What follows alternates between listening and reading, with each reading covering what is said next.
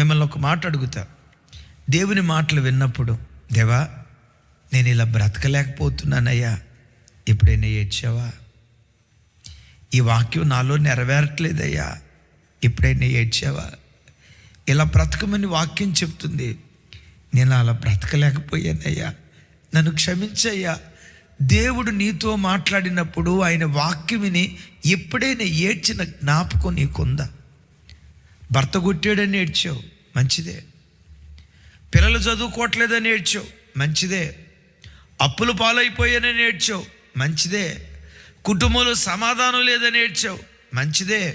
శరీరంలో రోగం వచ్చిందని ఏడ్చావు, మంచిదే. ఉద్యోగం పోయిందని ఏడ్చావు, మంచిదే. నేను దాన్ని తప్పుపట్టను. వ్యాపారంలో నష్టపోయానని ఏడ్చావు, మంచిదే. కుటుంబం విచ్ఛిన్నమైపోయిందని ఏడ్చావు, మంచిదే. నేను కాదన్ను. ఎప్పుడైనా నీ పాపాన్ని దేవుడు ఎత్తి